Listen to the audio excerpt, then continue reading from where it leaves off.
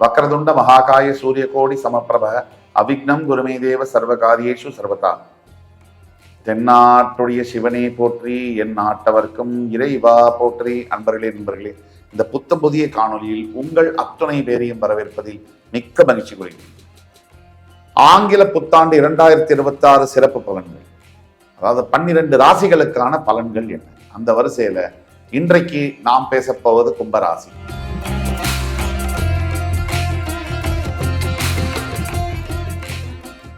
அதாவது அடுத்த வருகின்ற ஆங்கில புத்தாண்டுல 2 பெரிய கிரக மாற்றங்கள் இருக்கு. ஒன்று சனி பயிற்சி, மற்றொன்று குரு பயிற்சி. சரியாக மார்ச் 6ஆம் தேதி கும்பராசியிலிருந்து வாக்கிய பஞ்சாங்கப்படி மீனராசிக்கு பெயரவிருக்கின்ற சனி பகவான். ஜூன் 2ஆம் தேதி மிதுன ராசியிலிருந்து பெயர்ந்து கடகராசிக்கு வரக்கூடிய குரு பகவான். இந்த பயிற்சியினுடைய இந்த 2 கிரக நிகழ்வுடைய தாக்கம் என்பது 12 ராசிகளுக்கு எப்படி இருக்கும் அந்த வரிசையில இன்றைக்கு கும்பம் காலபுருஷ தத்துவத்திற்கு 11ஆம் வீடு. தற்சமயம் 7.5 சனியில ஜென்ம சனியை அனுபவித்துக் கொண்டிருக்கக்கூடிய வாக்கிய பஞ்சாங்கப்படி ஜென்ம சனியை அனுபவித்துக் கொண்டிருக்கக்கூடிய கும்பராசி நேயர்களே, உங்களுக்கு மார்ச் 6 வரைக்கும் தான் கஷ்டம். அதுக்கு பிறகு கஷ்டம் இல்லையா அப்படின்னா, உங்க வாழ்க்கையில இது நாள் வரைக்கும் நீங்க எவ்வளவு சிரமப்பட்டீங்களோ அப்படிப்பட்ட அளவிற்கான கஷ்டங்கள் இனிமே இந்த ஜென்மத்துல கிடையாது. இது மட்டும் சத்தியம், மாற்று கருத்தே இல்லை. இது நாள் வரைக்கும் நீங்க என்ன துன்பம் எல்லாம் பட்டிருக்கலாம், பணத்தை இழந்திருக்கலாம், ஏமாற்றம் அடைஞ்சிருக்கலாம், துரோகத்தை பார்த்திருக்கலாம், கூட இருந்தவங்களே உங்களுடைய குழியை தோண்டி பிதைத்திருக்கலாம், மன அழுத்தம் இருந்திருக்கலாம், தவிப்பு இருந்திருக்கலாம், அவமானத்தை சந்தித்திருக்கலாம், எல்லாத்தையும் இழந்திருக்கலாம், சொத்து போயிருக்கலாம், வேலை போயிருக்கலாம், உடல் ஆரோக்கியத்துல பிரச்சனை இருந்திருக்கலாம். என்ன இருந்தாலும் அத்துணை துக்கங்களுக்கும் துயரங்களுக்கும் முற்றுப்புள்ளி மார்ச் 5ஆம் தேதியுடன் முற்றுப்புள்ளி. மார்ச் 6ஆம் தேதியிலிருந்து உங்களுக்கு ஒரு பெரிய ரிலீஃப் என்பது இருக்கும். உடனே கோடீஸ்வரன் ஆயிடுமா? அப்படி இல்லை. நஷ்டத்திலிருந்து வெளியே வந்து ஜீரோ அந்த பெஞ்ச் மார்க்குக்கு வருவீங்க. அதாவது பிரேக் ஈவன் பாயிண்ட் சொல்லக்கூடிய இடத்துக்கு வருவீங்க. அதாவது நீங்க முதல்ல ஒரு ஆறுதல், இது வரைக்கும் இந்த இனிமே கஷ்டம், இனிமே வாழ்க்கையில இந்த பிறவியில உங்களுக்கு வர முடியாது, போரும், கஷ்டப்பட்டதெல்லாம் போரும், இனி நல்ல வாழ்க்கையே. அப்படிப்பட்ட நல்ல வாழ்க்கையை உங்களுடைய பாத சனியாக போகின்ற சனி பகவான் சிறு சிறு பிரச்சனைகளை கொடுத்து கொண்டுதான் இருப்பார் 7.5 சனி முடிகிற வரைக்கும். இதுதான் உண்மை. நல்லதை சொன்னா கமெண்ட்ஸ்ல எழுதுவாங்க உருட்டுறாருன்னு, இல்ல உண்மையை சொன்னா ஒரே நெகட்டிவ்ப்பா. ஒரு மனுஷன் நல்லதையும் சொல்லாம, உண்மையும் சொல்லாம, நெகட்டிவும் சொல்லாம, பாசிட்டிவும் சொல்லாம நடுவில் ஏதாவது ஒரு பாயிண்ட் இருக்கா? அப்படி ஒரு பாயிண்டே இல்லைங்க. நம்ம ஜனங்கள்ல பார்க்கக்கூடிய பார்வையில தான் இருக்கு, எடுத்துக்கிற விதத்துல தான் இருக்கு. ஒரு சிலர் என்ன பண்ணுவாங்க, நல்லதே சொல்லிட்டு இருக்கணும்பாங்க, எதை பத்தியும் கெட்டதா பேசாதம்பாங்க. ஒரு சிலர் எப்ப பாரு நல்லதே சொல்லிட்டு இருக்கே, பொய் தான் சொல்ற, எனக்கு ஒரே பிரச்சனையா இருக்கு, சும்மா உருட்டுறாரும்பாங்க. இது சாதாரண வேலை இல்லை இது. அதனால ஜனங்க வந்து என்ன கமெண்ட் பண்ணாலும் நான் உண்மையை தான் சொல்ல போறேன். என்ன நடந்தாலும் என்ன பார்க்காதீங்க, தயவு செய்து என்ன ஃபாலோவே பண்ண வேண்டாம்.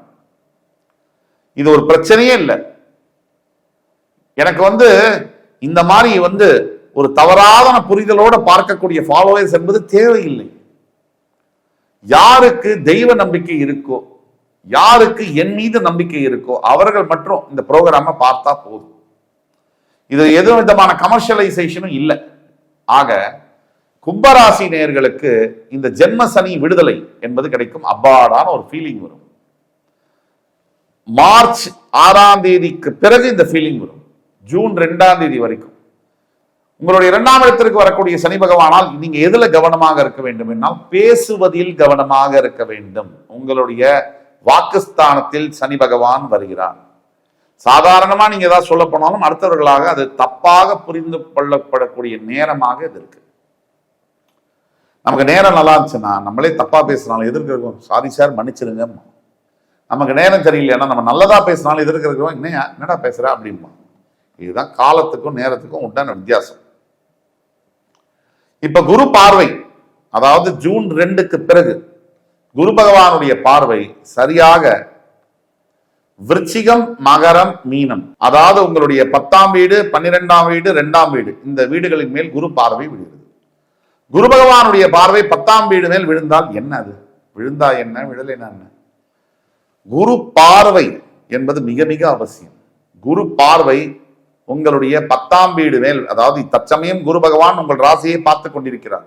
மிதுனத்திலிருந்து 9ஆம் பார்வையாக அவர் ஜூன் 2ற்கு பிறகு கடகத்திற்கு போய் உச்சம் பெற்று உங்களுடைய 10ஆம் வீட்டை பார்க்கும்போது தொழில் வகையில இந்த 7.5 சனி முடிஞ்ச உடனே பாதசனி காலகட்டத்தில் தொழில் வகையில ஆபீஸ்ல இந்த குடசல் கொடுக்கறது, இந்த மேனேஜர்னால கான்ஸ்டன்டான தொல்லைகள், இந்த வேலை இருக்குமா இல்லையா, நிரந்தரமா இருக்குமா இல்லையா, தினம் நித்திய கண்டம் பூரண ஆயுசு, நல்ல பதவி, நல்ல ஒரு மதிப்பு மரியாதையோட வாழ்ந்த அந்த ஆபீஸ்ல கூனி குறுகி போய் ஹியூமிலியேஷனை ஃபேஸ் பண்ணி ஒரு மாதிரி ஒரு என்ன சொல்றது, உங்களை இழிவுபடுத்துற மாதிரியான சூழ்நிலைகளை நீங்க ஃபேஸ் பண்ணி அந்த மாதிரியான பிரச்சனைகள் அறவே ஒழியும்.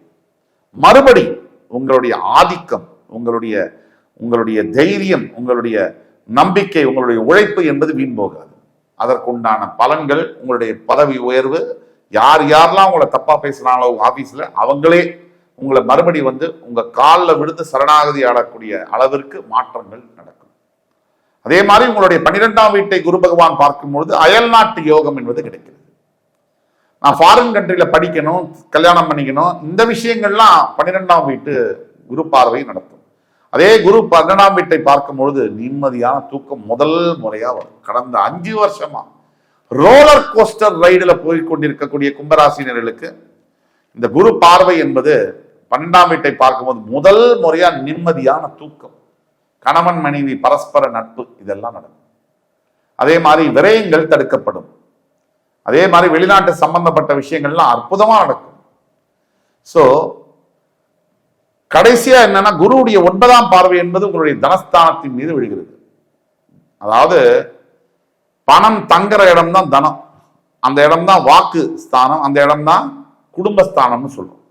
அப்ப பணம் சம்பாதிக்கிறது மட்டும் இல்லாம தொழில் ஸ்தானம் நல்ல வலுப்படுத்தலையா குரு பார்வையில, அதுல சம்பாதிக்கிறது மட்டும் இல்லாம அந்த சம்பாதிச்ச பணத்தை காப்பாற்றுவது என்பது ரொம்ப முக்கியம். இன்னைக்கு நம்ம எல்லாம் ஏன் தோக்குறோம்? பல பேர் வாழ்க்கையில தோக்கிறதுக்கு உண்டான காரணம் என்ன? பணத்தை சம்பாதிக்க தெரியும், அந்த சம்பாதிச்ச பணத்தை எப்படி காப்பாத்துறதுன்னு தெரியாது. இதுதான் பணத்தை எப்படி மல்டிப்ளை பண்றது இது தெரியாது. அப்படியே பேங்க்ல போட்டு அவங்க பாட்டு வரும்போது செலவழிச்சுட்டு போயிடுவாங்க. இதுதான் தோக்கிறதுக்கு உண்டான காரணம்.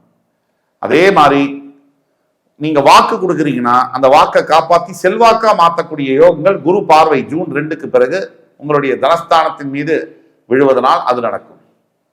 அதே மாதிரி குடும்பத்துல சனி 2ஆம் இடத்துக்கு வரும்போது மார்ச் 6லிருந்து ஜூன் 2 வரைக்கும் ஜாக்கிரதையாக இருக்க வேண்டும். அனாவசிய வாக்குவாதங்களில் ஈடுபடக்கூடாது. அதாவது இந்த ஜூன் 2ஆம் தேதிக்கு பிறகு பணம் கையில தங்கிறது, குடும்பம் இருக்கிறவங்களே உங்களை புகழ்ந்து பேசுறது, அன்பை புரிஞ்சுக்கிறது, எல்லாமே கொஞ்சம் ஸ்பேஸ், கொஞ்சம் இடம் விட்டா நல்லா ஆயிடும். சண்டை போட்ட உடனே போய் இது பண்ணீங்கன்னா பிரச்சனை பெருசாகும். எல்லாருக்கும் அந்த வீரியம், கோபம், ஆத்திரம் எல்லாம் உள்ளுக்குள்ள இருக்கும். மனிதன் தானே. சண்டை போட்ட உடனே சேரணும்னு எதிர்பார்க்காதீங்க. அது கணவனா இருந்தாலும், மனைவியா இருந்தாலும், தாயா இருந்தாலும், தந்தையா இருந்தாலும், மகளா இருந்தாலும், மகனாக இருந்தாலும் கொஞ்சம் கேப் விடும். ஒரு 2 மணி நேரம் 3 மணி நேரம் நார்மலா பேசுங்க. இல்லை ஒரு அரை நாள், ஒரு நாள் மேக்சிமம். அதுக்கு பிறகு பேச ஆரம்பிக்கலாம். அதுக்கு மேல கோபத்தை ஒருத்தர் தாங்கிட்டு போறாங்கன்னு சொன்னா நஷ்டம் அவர்களுக்கு தான், உங்களுக்கு இல்லை. ஆக குரு பார்வையின் மூலியமாக குடும்பத்தில் நல்ல பேச்சுவார்த்தை, நல்ல ஒரு ஒத்துமை, நல்ல ஒரு இணக்கம், நல்ல ஒரு விஷயங்கள்லாம் நடக்கும். கும்பராசிக்கு இது நாள் வரைக்கும் 5 வருஷம் வரைக்கும் கஷ்டப்பட்டாச்சு. இனிமே உங்களுக்கு அந்த அளவிற்கான கஷ்டங்கள் இல்லை. ஆனால் 7.5 சனி முடிகிற வரைக்கும் ஜாக்கிரதையாகத்தான் இருக்க வேண்டும். கும்பராசிக்கான பரிகாரம், ஒவ்வொரு ஞாயிற்றுக்கிழமையும் மறக்காம பக்கத்தில் இருக்கக்கூடிய சிவன் கோவிலுக்கு போய், புராதன சிவன் கோயில் போனீங்கன்னா இன்னும் விசேஷம், சிவபகவானுக்கு சூரிய சந்திர பிம்பங்கள் சாத்த வேண்டும்.